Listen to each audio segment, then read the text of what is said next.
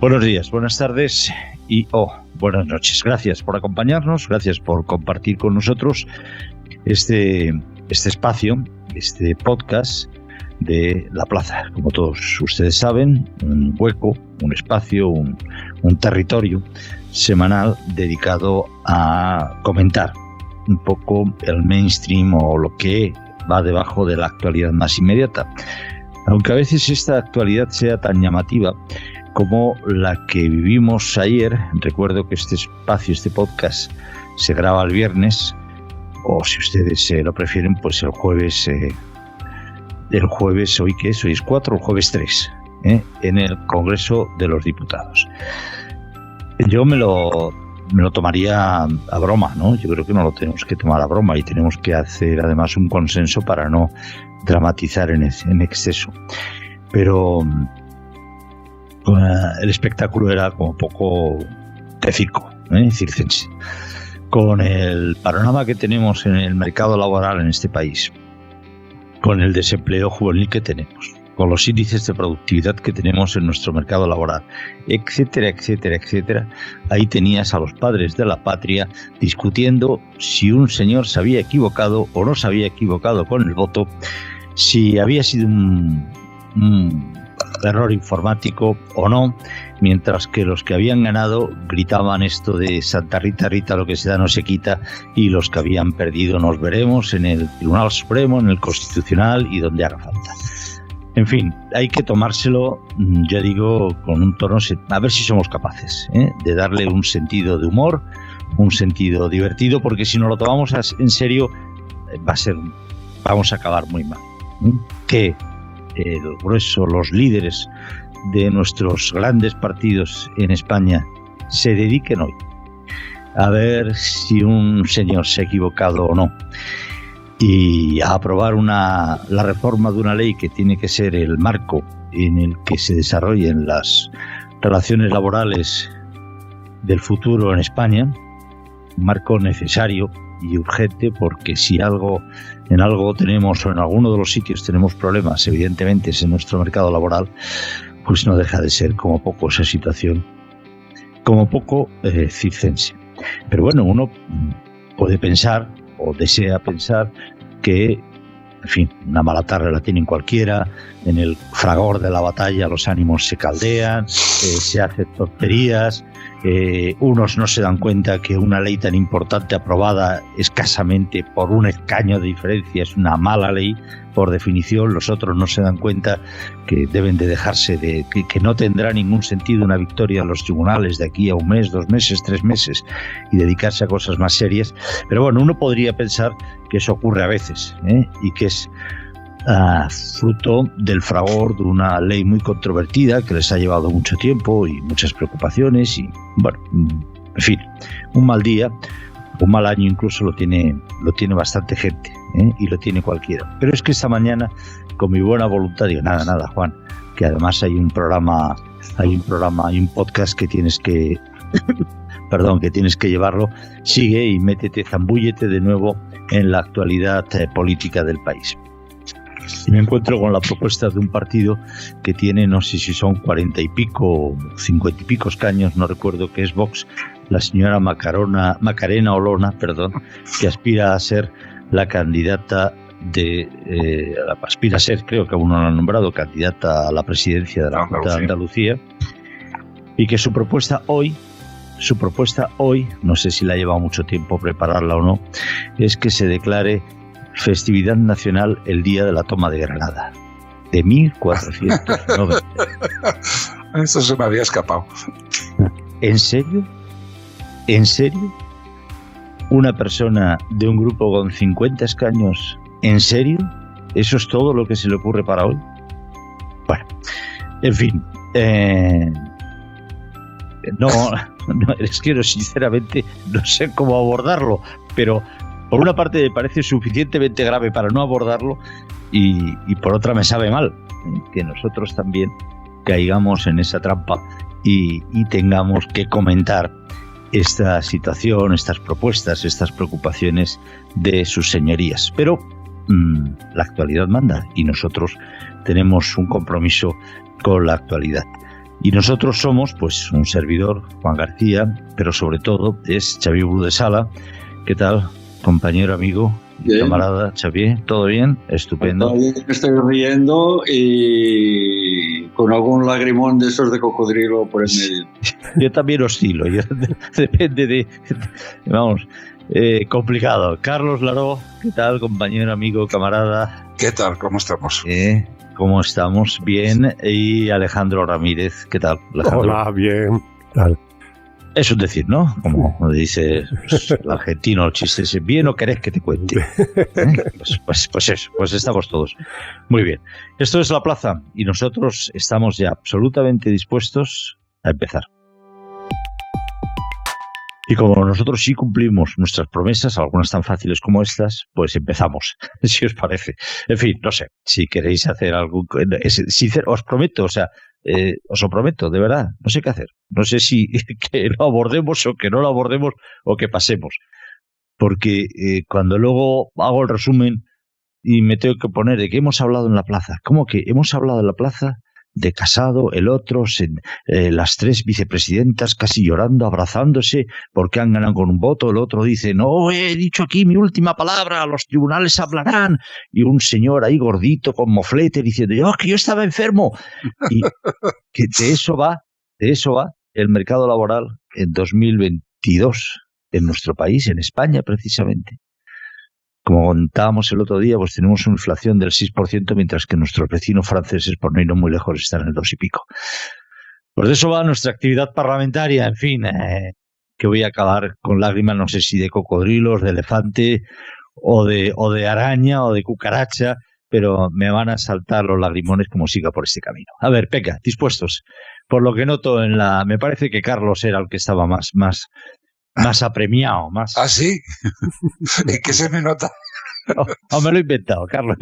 Es igual, algo diré. Mira, no sé por dónde pillar esto. Por esto último que has dicho.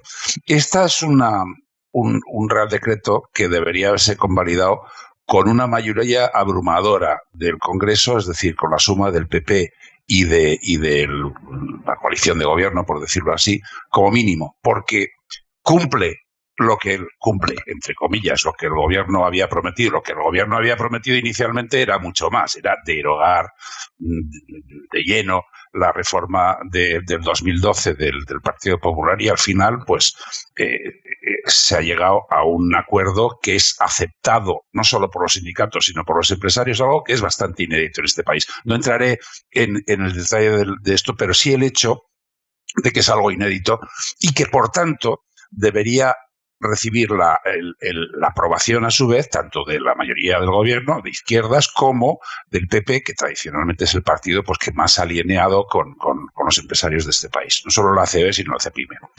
Y esto no ha ocurrido. Entonces, a partir de ese momento y de las razones por las que eso ha ocurrido, pues se desencadena todo este tema. Yo me gustaría estar de acuerdo contigo que esto hay que tomárselo a coña, pero desgraciadamente no.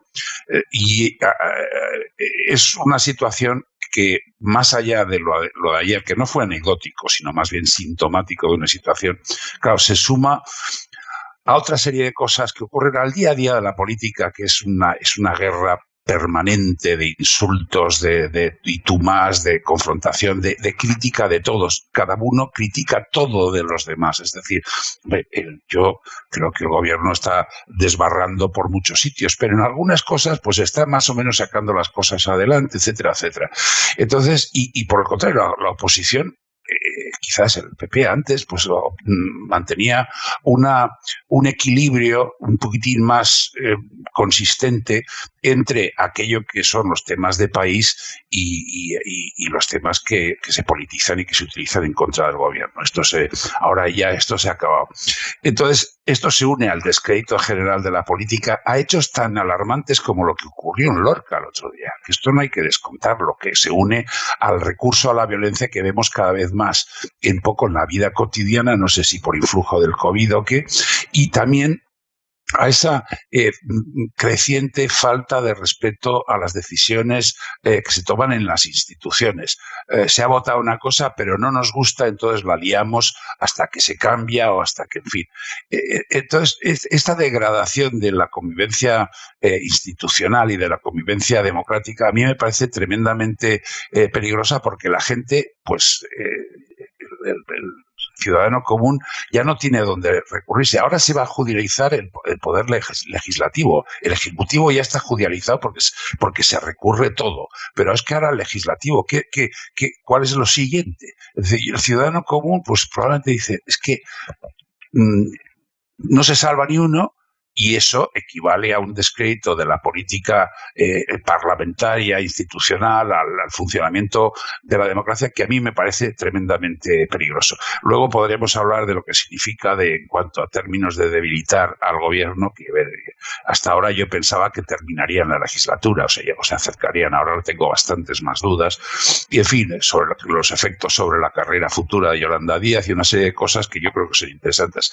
Pero el tema de fondo para mí es ese, es decir, seguimos cayendo por un agujero que a mí me parece tremendamente peligroso y que a mí, sinceramente, como ciudadano, me genera angustia y ansiedad. Absolutamente de acuerdo, Xavi. Bueno, yo creo ahora, sin entrar también, como Carlos, en pormenores sobre la ley que doctores tiene en las empresas y los sindicatos, aunque los sindicatos veo, entre paréntesis, que les han aumentado las subvenciones, algo bastante insólito en el mundo capitalista, porque dependen del gobierno y no de los socios, y esto, digamos, cerremos el paréntesis. Esta era una ocasión, bueno, me voy a las palabras de Ana Patricia Botín, que ha aplaudido hasta con las orejas esto, dice, bueno, este consenso, contenido de la ley, bueno, está encantada de la vida. Bueno, entonces esto era una ocasión para repartirse medallas.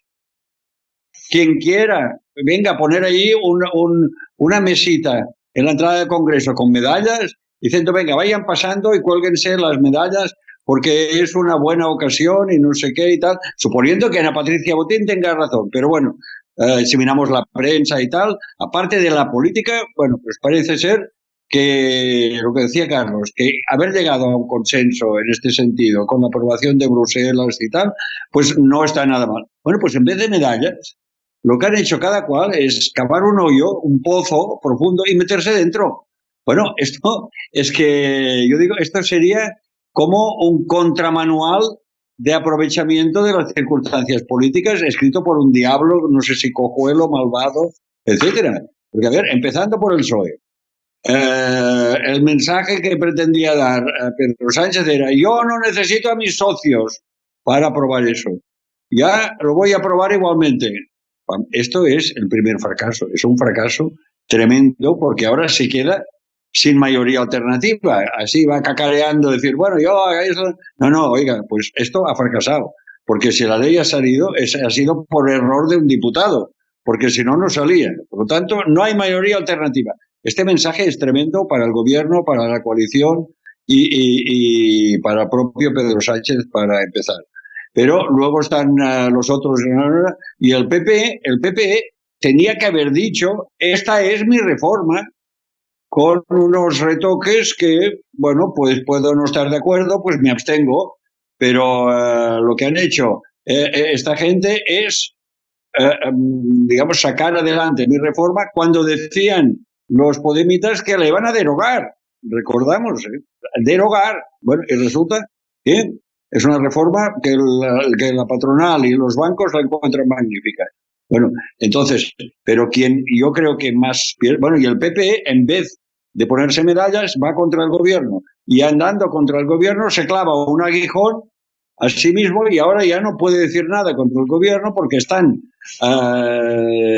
metidos a ver aquello de sacarse el agujón que se han clavado, que es el error de su diputado.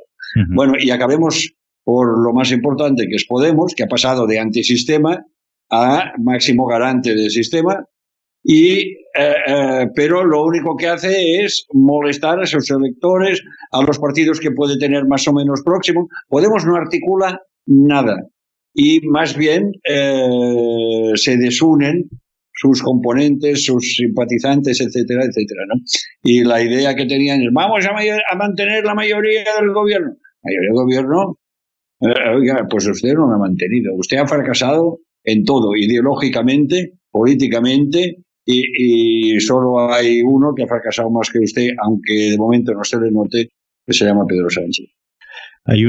Si hiciéramos una simplificación excesiva, como todas las simplificaciones, pero por jugar, por hacer, diríamos que si la reforma laboral sale con el acuerdo del 90-95% de los agentes sociales, que representan a empresarios y trabajadores, pero en cambio solo sale con el 50% de la Cámara de Representantes, podríamos decir la Cámara de Representantes no representa a los trabajadores y empresarios de este país, es decir, al conjunto de la sociedad, o al contrario. O podríamos decir que ninguno de los dos lo representa, lo cual probablemente esté más cerca de la realidad. Alejandro. Es que al final creo que lo que vimos ayer fue el capítulo final, la traca final de una farsa que hemos vivido desde el principio de esta negociación, porque el acuerdo con empresarios y sindicatos es un acuerdo irreal, no es un acuerdo verdadero, es un acuerdo motivado por la necesidad de de beneficiar a lo que planteaba Bruselas para acceder a los fondos europeos, porque Garamendi estaba fuera de la negociación, sabía que lo que se había planteado desde un primer momento, eso no tenía ningún sentido, y entonces lo que hicieron finalmente Pedro Sánchez fue poner la alfombra roja para poder tener este acuerdo que satisfaga a Bruselas y que pueda tener esos fondos. Entonces, yo no lo veo como un acuerdo histórico, es verdad que es inédito, como apuntaba Carlos, que nunca había pasado, pero no es un acuerdo sincero. Es un acuerdo nacido de una necesidad y han hecho y han complacido lo que sea necesario para que al final estuvieran los agentes sociales de acuerdo en la reforma laboral y así tener vía libre para lo que a ellos les interesa de verdad, no tanto esta reforma que es solo un paso más para sus intereses finales. Y lo que comentaba Juan tiene razón. ¿Qué pasa también en el Congreso? Pues yo creo que aquí hay una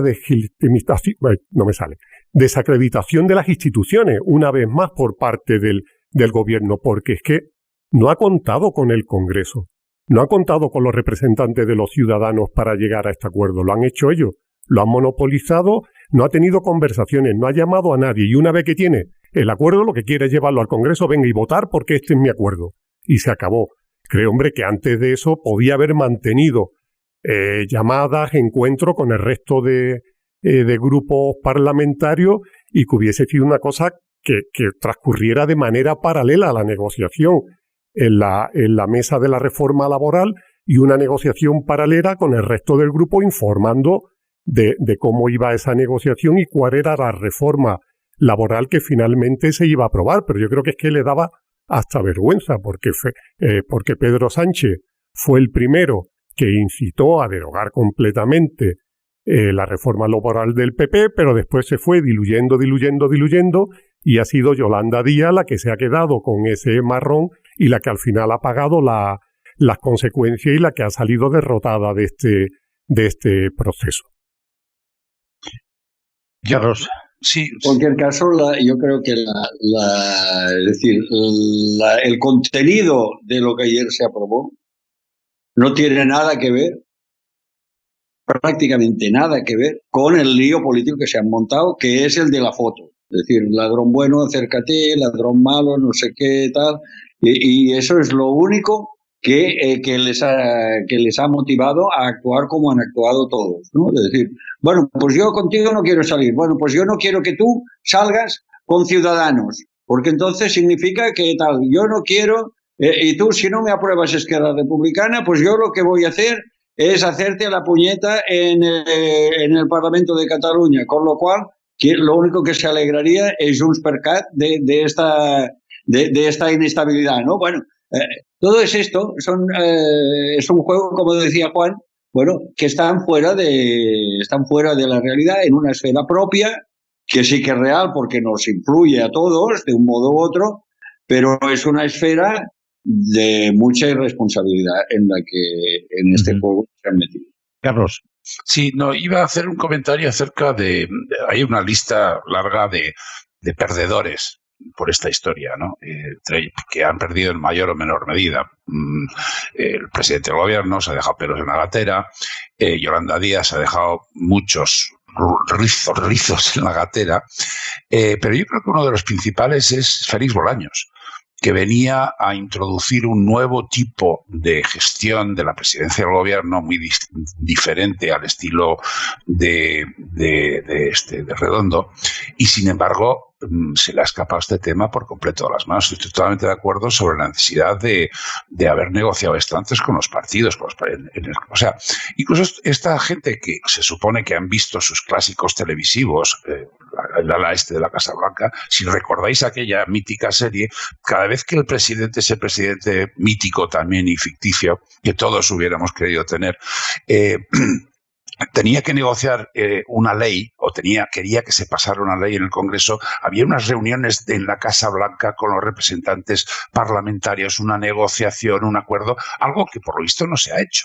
Y entonces se han pagado las consecuencias. Yo no sé si Esquerra Republicana, por ejemplo, hubiera votado de otra manera si se hubiera negociado con ellos y si se lo hubiera cuidado, si se le hubiera dado cariño. Sospecho que no, porque Esquerra Republicana, llegado el momento de tomar una decisión, esto lo digo siempre, cuando se llega a un cruce en el camino, siempre toman el camino equivocado, siempre salen por la pata de banca, no son fiables, y el error inicial del gobierno, al que ya le tumbó unos presupuestos que supusieron convocar elecciones, es confiar en esta gente. Pero dicho esto, Félix Bolaños y la forma de hacer política. Esto me parece que es una cosa que es, tú decías antes que lo tienen que mirar, pues se lo tiene que mirar seriamente, porque es inexcusable en un gobierno, en una administración bien manejada y bien gestionada.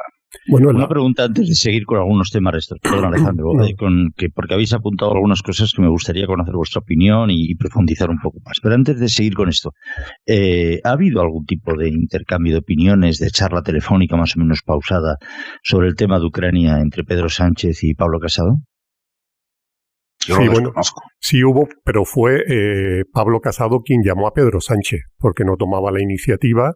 Y fue él quien le llamó y mantuvieron una conversación, pero ahí fue Casado quien tomó la iniciativa. Manda huevos. Era sobre el tema de Ucrania. Sobre el tema de Ucrania, sí. Sobre el tema de Ucrania. Sí. Pero si un tema tan grave como es la posibilidad de entrar en un conflicto bélico, tan grave como eso para una nación, que ya no estás hablando de una disputa política de más competencias, menos competencias, estás hablando de meter en una nación. Afortunadamente parece ser que eso hoy por hoy está embalsamado en un conflicto bélico. No merece una llamada del presidente al líder de la oposición y a los otros, no solo al líder de la oposición. Claramente. Es decir, oye, chicos, la situación está así, no os preocupéis, os voy a mantener informados porque se van quizá a tomar decisiones graves para el país y necesito vuestro apoyo. No podemos aquí mostrar división. Esto no merece una llamada, ¿te cuesta tanto? Y digo a Pablo Casado, como digo a Santiago Abascal, como digo a Oriol Junqueras o quien sea, como evidentemente no merece dedicar tiempo, pero si estás más dispuesto a reunirte casi con Putin que con Pablo Casado, si es que eso es absurdo. Pero esto es lo que ocurre cuando las decisiones políticas o el día a día de la política se rige más por la fotografía, por la óptica que dicen los americanos, the optics del asunto, a ver esto cómo va a dar en el telediario, etcétera, etcétera. Entonces, cuando lo que hay que aplicar es una lógica política que es la disciplina de funcionamiento de las instituciones que es conocida desde hace tiempo. Estoy totalmente de acuerdo contigo en un tema tan grave como esto, es que el propio presidente del gobierno o los servicios de la presidencia del gobierno tendrían que haber convocado o llamado uno por uno y convocado y consultado con los diferentes grupos parlamentarios, decir, oye, vamos a hacer esto, nuestros compromisos con la OTAN nos obligan a estar a la altura de lo que se demanda de nosotros. Las unidades que hemos enviado, que tampoco estaban ya previstas que fueran, pero bueno, han adelantado el envío. Aunque haya bajado la tensión o parece que se diluya un poco el tema de Ucrania, el problema que tiene es que se puede producir un accidente en cualquier momento. O sea, se le escapa a alguien un misil, alguien cruza, especialmente en el Mar Negro, donde hay 2 barcos españoles que no sé si habrán llegado ya, pero no. A alguien se le escapa un misil y tenemos 30 o 40 muertos y tenemos una crisis monumental como este país no ha vivido desde la Guerra Civil, una crisis de tintes bélicos como este país no ha vivido desde la Guerra Civil, en cuanto a bajas militares. Dios quiera que no ocurra, pero existe ese riesgo. Cuando hay tantos centenares de miles de fuerzas contrapuestas en un teatro de operaciones, puede ocurrir cualquier cosa. Pueden derribar un avión, puede no sé qué, aviones españoles que están en Letonia y que siguen haciendo patrullas aéreas. En fin, un montón de cosas que pueden ir mal y estoy totalmente de acuerdo contigo, pero nuevamente es un síntoma de cómo se ha degradado la vida política que por la inquina y el enfrentamiento diario no existe esta comunicación en los temas de Estado. Ya lo vimos, ya lo empezábamos a ver también con relación al terrorismo en las últimas etapas y tal. Esto ya hace bastantes años que ha ocurrido, pero desgraciadamente hay cosas que deben superar a la política partidaria y antes ocurría un poco así y ya no ocurre. Alejandro, querías comentar algo, perdón. Sí, no, nada, quería añadir a lo que ha comentado Carlos sobre la lista de damnificados por la votación de ayer. Y es que estoy completamente de acuerdo en lo de Félix Bolaños, porque en la Moncloa se echaron las manos a la cabeza cuando Sánchez lo nombró ministro. Bolaños fue el muñidor de la operación de la moción de censura en Murcia. Y ya sabemos cómo acabó, con un fracaso completo. Esa no fue una historia de Iván Redondo, fue una historia de Bolaños. Claro, ahora lo nombran ministro, se encarga de la negociación de la parte contraria al apoyo del gobierno, y si no llega a ser por este voto equivocado del PP, pues el fracaso hubiese sido completo. Bueno, aunque ha fracasado, porque al final le ha saltado por los aires, le ha salvado esto, pero no oculta que es lógicamente el gran perdedor de esta negociación, y ya es la segunda. Oye, una pregunta, ¿dais algún valor más allá de lo que pudo tener en la votación del Congreso de los Diputados al no del PNV? El PNV nunca hace las cosas simplemente por lo que valen las cosas en sí. Y Carlos los conoce mejor. Sí. ¿Dais algún valor? Hombre, ¿Este no del PNV? Yo no me atrevo a especular, no tengo suficiente información cercana o feeling cercano en estos momentos para decirlo. Estoy de acuerdo contigo que rara vez el PNV da puntada sin hilo. También es verdad que consiguió que la propia vicepresidenta les colocara en una situación distinta. Por lo menos hemos hablado de los contenidos, las razones, el tema de la aplicación de los convenios autonómicos, etcétera, etcétera. Yo creo, y estoy contigo ahí, que el PNV siempre tiene una razón ulterior.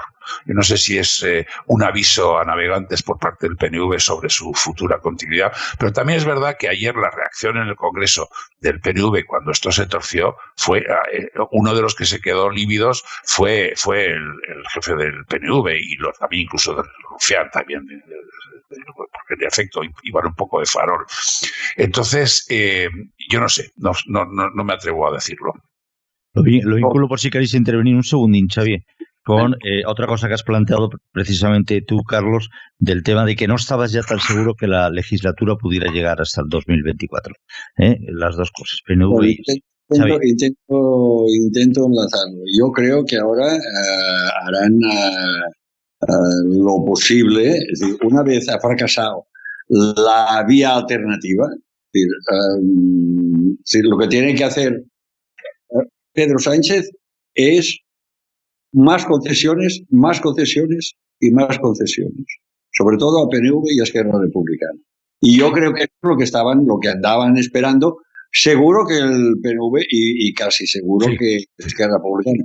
Tú ahora no me has dado, pero estaban, digamos, con el culito estrecho, por decirlo con perdón. Pero como ha salido tan mal la jugada sea a Redondo, es decir, a Pedro Sánchez, ahora está mucho más en manos de la mayoría de la investidura de lo que estaba anteayer. Por lo tanto, yo creo que esto es muy importante y que el único modo de llegar a principios del 24, que es cuando dice que quiere convocar elecciones, que es agotar al máximo las posibilidades, no tiene otro remedio que apearse o bajarse un par de escalones o de escalafones y tratar a los demás como socios imprescindibles. Esto le dará, supongo, que una mayor oportunidad de hacer oposición al PP y no digamos a Vox.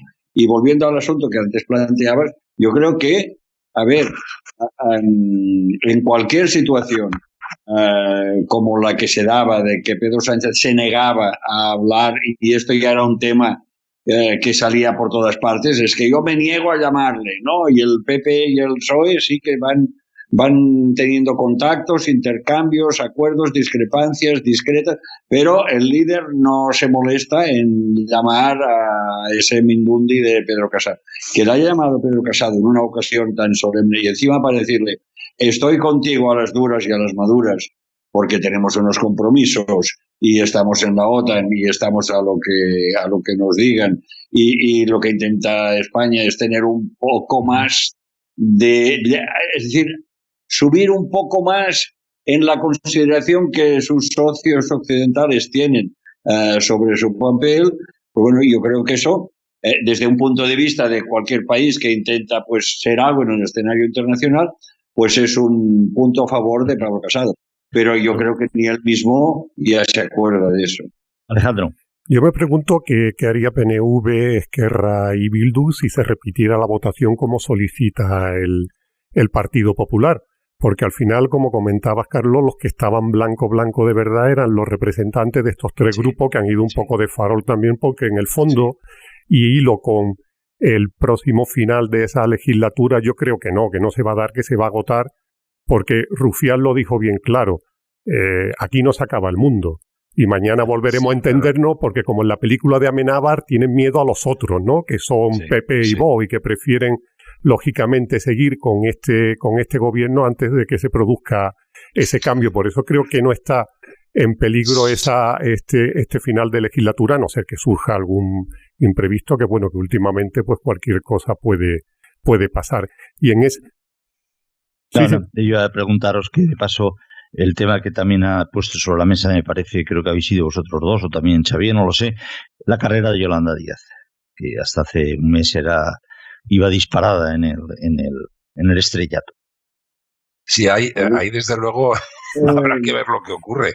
Hombre, si se cumplen los plazos de la legislatura, pues tiene tiempo a recuperar un poco esto, pero ayer la verdad es que en un ascenso espectacular, porque realmente iba ascendiendo en apreciación de los votantes, en imagen pública, en exposición, en no haber cometido errores graves. Ayer, desde luego, sufre un revés muy importante. Lo intenta suplir con un arrebato de sinceridad y de emotividad, diciendo fracasado, etcétera, etcétera, pero le va a costar recuperarse de esto. Yo, francamente, para mí siempre ha sido una incógnita saber si esta mujer... yo creo que es dudoso que por lo menos a corto plazo sea una candidata viable a la presidencia del gobierno. Tendrían que ocurrir muchísimas cosas, pero su carrera desde luego estaba en ascenso. Yo creo que ahora llega a una etapa que se va a detener ese ascenso y veremos si considera recuperarlo en el futuro. De todas maneras, dejarme un momento hacer una reflexión tanto sobre RC como el PNV. RC tiene un número importante de militantes que son a su vez militantes o miembros de la UGT, un partido o sindicato que firmó esto.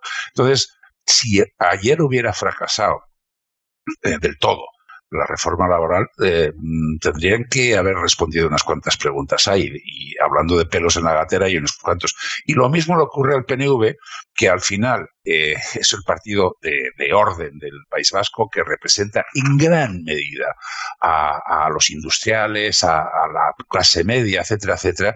Le tienen que explicar cómo una reforma laboral con la que podían vivir, con la que pueden vivir los empresarios, de repente se va al traste. Y el detalle de que es que el convenio es autonómico, no es autonómico, un momento. Lo importante es que se ha modificado la reforma laboral en unos términos con que nosotros los empresarios podemos vivir, y normalmente se tendría que haber quedado así durante unos cuantos años y dar estabilidad en ese terreno, y sin embargo no ha ocurrido. Con lo cual los dos hubieran tenido que dar muchas explicaciones a sus electorados. De ahí... Recordar simplemente que el secretario general de la UGT en Cataluña es miembro de Esquerra Republicana, Camil Ros. Alejandro, que creo que querías antes acabar, y luego Xavier, y cambiamos de tercio, si os parece. No, nada del símil taurino. Con lo de Yolanda Díaz, verdad. Ahora lo veo complicado, porque este era el proyecto que iba a catapultar su carrera política. De hecho, bueno, estaba orgullosa de que se llamara la Reforma Díaz, ¿no? Como que algo inédito y que iba a marcar un nuevo tiempo en la política española, y al final se encuentra con que esa reforma es aplaudida por Ana Botín, por los empresarios y con el voto, y es aprobada con el voto del centro derecha, ¿no? Entonces poco tiene que presumir de esta reforma, y no solo ya con este problema de la ley, sino que vemos también que internamente dentro de la coalición que quiere liderar va a tener también muchísimas complicaciones. Ayer mismo, sin ir más lejos, dos ministras de Podemos, Belarra y Montero, anunciaron un proyecto estrella de retribuir permiso pagado de 7 días por atender a un familiar, etcétera, etcétera. Te diste cuenta de la coincidencia. Coincidencia, el día que va a brillar, entre comillas, Yolanda Díaz, salen dos miembros de su coalición contraprogramándola. Ahí se ve, y bueno, y está también la vuelta al ruedo de Pablo Iglesias, que también va a ser un factor de desestabilización. Yo, sinceramente, veía a Yolanda Díaz más integrada en el proyecto del PSOE que en un proyecto de este tipo. Se ha visto porque ella creo que tiene la dimensión institucional que no tienen el resto de sus compañeros. En la crisis de Ucrania no ha abierto la boca, porque sabe que alguien que aspira a una presidencia del gobierno, a ser candidata al gobierno, no puede decir las cosas que están diciendo dentro de la coalición. Sabe que así no funcionan las cosas. Y con eso, con muchísimos temas que no se quiere pronunciar porque no se puede alinear en ese sentido. Y al final ve que si lidera esa coalición y llegar a la presidencia del gobierno, ¿qué va a hacer? Incumplir todos nuestros acuerdos, romper con todo lo que suponen nuestros compromisos. Sabéis que siempre he sido, y perdona, Xavier, medio minuto y te doy para que cierres ya, si te parece, clausures como se debe este bloque. Sabéis, los que me conocéis, que siempre he sido muy escéptico respecto de la brillante carrera de Yolanda Díaz. Primero porque la chica tiene muchísimas cosas que demostrar, más allá de esa vicepresidencia y ese garbo, y tiene muchísimas cosas que demostrar hoy por hoy aún en el panorama político, pero sobre todo porque tiene un problema. Es que no tiene plataforma, ni tiene partido. Todavía cuando Pablo Iglesias y esta gente se movió, pues tenía, círculos, había una organización, había miles de personas que participaban de eso, que lo que ya nadie en apenas unos años ha pasado al más absoluto de los olvidos, pero Yolanda Díaz no tiene nada. La foto de ese meeting que todo celebró como la plataforma de lanzamiento era una foto patética, era una foto de perdedoras. Lo hemos comentado aquí. Colau, bueno, pues si alguien cree que Colau está en el mejor momento de su vida para apoyar a alguien, para llevar a la Moncloa, pues perfecto. Oiga, enhorabuena. Yo y muchos barceloneses y catalanes no lo vemos así, pero oiga, adelante. Mónica Oltra, bueno, Mónica Oltra tiene mucho que pelar en su propio dominio para poder decir algo en política, Lleva una mochila muy, muy, muy pesada, alguna injustamente, pero otra no, y no me refiero solo a lo de su exmarido. Está comiendo el terreno Ximo Puig, clarísimamente. En estos momentos, en esa pareja, Ximo Puig, quien lleva la iniciativa. La chica de Ceuta, pues ya lo hemos comentado en otras ocasiones. bueno, una mujer con mucho pasado por explicar, y un futuro dubitativo. ¿Dónde estaba? O sea, ves en una foto de, sí, todas chulísimas y todas muy feministas. Pues con eso es muy difícil hacerle temblar las piernas al PSOE. Esa lectura, que ya estoy de acuerdo en gran medida, pero alguien que te podría decir que es una lectura desde la perspectiva de un hombre, porque seguro, eso no lo niego, no puedo negarlo. No, el revés de esto, y no pretendo llevarte la contraria, pero es que tiene otra lectura. Esa foto tenía otra lectura, cara al voto femenino y cara a una cierta transversalidad en ese voto femenino. Yo siempre he dicho que Yolanda Díaz, porque lo compruebo en conversaciones, etcétera, gusta casi más a las señoras de 50 años que piensan a los 60 que podría ser su hija tal, que a la gente de pura cepa de izquierdas, que les parece, para empezar, que gasta demasiado tiempo en vestirse. ¿Me entiendes? Sí, porque la tía va estilosa y no sé qué, no sé cuántos. Todos en esta mujer está bastante medido. Y entonces, bueno, pues esa foto realmente tenía mucho que ver con el voto femenino, que no olvidemos, es la mitad del voto total. Yo creo que adjudicarle a Yolanda Díaz el voto femenino es también darle demasiadas cartas en la baraja. No adjudicarle todo, pero rascar ahí, hombre, obviamente. Hay que ir poniendo ladrillos. El componente masculino y femenino del voto, digamos que solo opera decisivamente en circunstancias muy específicas. Y yo no veo que esto surja efecto. O pueda surgir, o pueda contrarrestar la doble derrota de Yolanda Díaz. Por una parte, le echa un pulso al presidente del gobierno sobre con quién se aprueba esta ley. Bueno, pues aquí tengo votos gratis porque vamos a negociar con Esquerra Republicana y todos esos que dicen que están contra España y que odian España. No, yo esto ya lo tengo aprobado. Y ella, por su lado, va presionando, sobre todo a Esquerra Republicana, para que sea un pulso a Pedro Sánchez, no nos engañemos. Y luego, lo pierden ambos. Es decir, este pulso hunden la mesa sobre la que apoyan los codos, ¿no? Por lo tanto, la derrota es para los dos. Y todo tiene, yo creo, el origen en un exceso de perspectiva. Es decir, ¿quién puede creerse que con los votos que tiene Podemos, con las perspectivas, con los sondeos, con el lío que Alejandro ahora pues sacaba un poco sacaba la luz?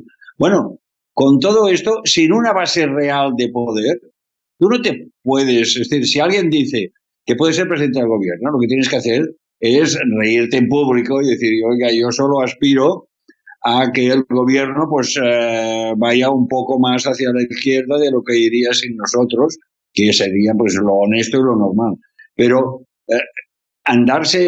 creerse eso es que es lo de la fábula de la rana y el buey, que ya decían que al final la rana quiso parecerse a buey, se iba hinchando hasta que reventó.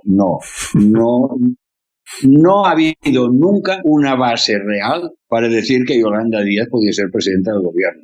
Y hay periodistas o expolíticos metidos a periodistas que, bueno, que no saben cómo marear la perdiz, y hay gente que compra lo que sea con tal de que sea gordo o que parezca gordo, aunque sea irrelevante. Bueno, ¿os acordáis de otra estrella? Perdona, Alejandro, y además ya te doy paso porque luego quiero que tienes un tema especialmente dedicado para ti. ¿Os acordáis de otra mujer que iba a romper barreras en el panorama político nacional, que se presentaba como médica, madre y de izquierdas? La de Madrid. ¿Os acordáis, si acaso, cómo se llamaba? Mónica García. Otra de las que apoyaba a Yolanda Díaz. Está con suerte arrinconada en la Comunidad de Madrid con un partido que no pinta nada, que ha sido absolutamente incapaz de meter la más mínima cuña en el panorama nacional y que ninguna encuesta le da ninguna posibilidad, a pesar de su voluntad. Es muy complicado. Pero bueno, Alejandro, y luego nos cuentas los resultados de la banca, que te lo sabes todos. A ver si tenemos en España una banca como Dios manda, una banca potente, una banca débil, si vale para algo, no lo sé. Venga, acábalo antes lo que querías decir de Yolanda Díaz, que no te privaré de ese placer, y luego coméntanos la banca. No, quería añadir a lo que ha comentado Xavier con mucho acierto de los periodistas que están mareando la perdiz con Yolanda Díaz, que ahí está Iván Redondo también, que está hablando en sus columnas de las posibilidades que tiene de ser presidenta. Bueno, la historia tan complicada de Pedro Sánchez le salió bien y ahora no sé más si es más por despecho el que hace esta apuesta, pero no creo que vaya a repetir otra vez aquella historia que fue, la verdad, bastante difícil que se cumpliera y lo consiguió, porque él lo anunció con mucho tiempo y al final lo consiguió, pero ahora me da que 2 veces va a ser muy, muy difícil. Alejandro, Iván Redondo tiene, tarde o temprano va a acabar siendo el Dominic Cummings de la política española. De momento debe dedicar tiempo a preocuparse por su propio futuro. Que yo le dedicaría unas horitas ahí. Pero bueno, resultados de la banca española. Cuéntanos, Alejandro, la tragedia de la banca bajo un gobierno socialcomunista. Pues bueno, ha sumado unos 20.000 millones de euros de beneficio, casi nada, ¿no?, en este año 2021. Y lo que no puede ser, seguro, repásalo, por favor. Sí, yo creo que te estás equivocando. Bajo un gobierno socialcomunista, la banca nunca puede ganar 20.000 millones de euros en un solo ejercicio.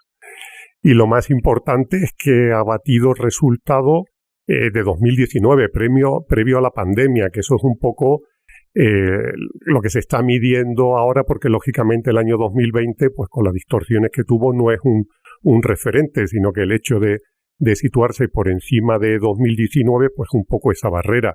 Y vemos el caso, por ejemplo, de Banco Santander, con beneficio por encima de 8.000 millones, cómo Ana Botín se está aproximando al récord que marcó el padre antes del estallido de la crisis financiera, y lo tiene prácticamente a mano. Yo creo que eso es un sueño de Ana Botín, de querer por fin zanjar ese debate de quién es mejor banquero, si el padre o la hija, y ella situar al banco por encima de lo que consiguió el padre, que parecía imbatible.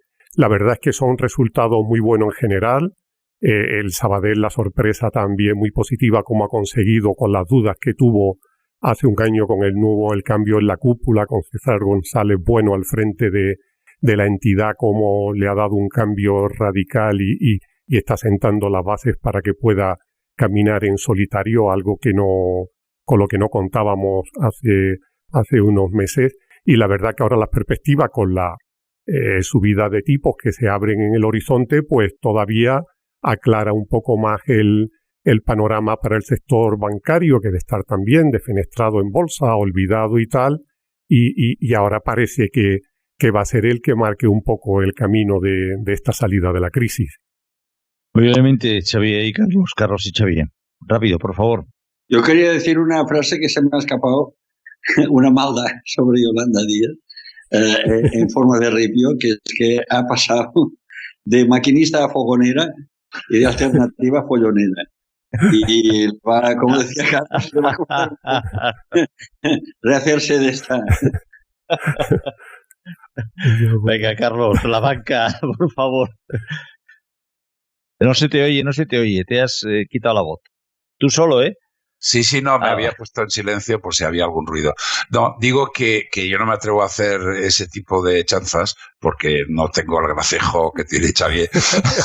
Pero no, lo único que es sobre lo que estás diciendo, los resultados de la banca, pues obviamente estoy contigo, la coña que tú decías, bajo un gobierno socialcomunista. Pues esto es el mérito que yo le otorgo a Yolanda Díaz, que es que ahora y aquí ha conseguido hacer que el Podemos al final actúe como un partido institucional, porque no le queda más remedio. No sé cuál va a ser el resultado de eso. Y yo, insisto, dudo que esta mujer sea presidenta del gobierno en un futuro próximo.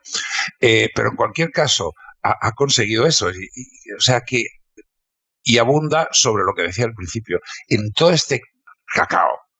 ¿Por qué coño el PP y los demás partidos, digamos, excepto Vox, que nunca se sabe sí se sabe por dónde va a salir, es un partido antisistema, ¿por qué no han abordado este tema de la reforma laboral de una forma diferente, cuando realmente suponía pues algo que hubiera sido en general bueno para la tranquilidad política de España. Pues yo creo que ya la política ha llegado a un punto donde se olvidan por completo las cuestiones que tienen que ver con el medio y el largo plazo, con el interés ciudadano y en fin, insisto, a mí me causa mucha ansiedad y mucho desaliento. Mascarillas. Y no podéis hablar ni de Yolanda Díaz ni de la reforma laboral. Ahora habláis de mascarillas, o lo que os apetezca. Pero queda prohibido volver a Yolanda Díaz. Dime, quiero hacer una punta a la banca, porque ¿de quién son los bancos? No son de suscriptores. No. Son de la gente que tiene acciones. Algunos de los gestores tienen acciones también. La pregunta es, ¿eso va a repercutir en los sufridos accionistas pequeños de los bancos que han perdido la intemerata en los últimos años? ¿Se van a recuperar un poquito o no? Yo no lo sé. A lo mejor Alejandro sí que lo sabe, pero... No, las acciones se están recuperando y también, lo que es muy importante, han recuperado el dividendo después de que el Banco Central Europeo pues recomendara por el tema de la pandemia no distribuirlo. Ahora lo están recuperando y lo están elevando también. O sea que es un aliciente más para los accionistas bancarios. Bueno, yo conozco gente que ha perdido el 90%, habiendo comprado acciones de bancos, bancos muy importantes en España. ¿Pero ha perdido o ve que ha disminuido su valor patrimonial? Que no es lo mismo. No, pues eso mismo. Si tú compras por 100 y después resulta que al cabo de los años aquello vale 10, pero bueno, si no lo vendes, puede... 30%, o si no... Puedes aguantar. Mascarillas. Qué pesados estáis hoy, ¿eh? Estáis volviendo continuamente para atrás, por favor. Decreto de mascarillas. ¿Algún comentario? No tanto sobre las mascarillas, que yo no sé si mucho que decir o no, pero sí quiero captar vuestro sentimiento, vuestro feeling de si esto está realmente llegando a su fin, ¿no? En qué medida, incluso cuál es vuestra actitud personal ante el momento en que estamos viviendo de la pandemia. Yo voy a contestar con una anécdota personal que es la siguiente. Mi mujer y yo llevamos una semana más o menos apartados de la gente porque creemos los dos que hemos pillado el COVID.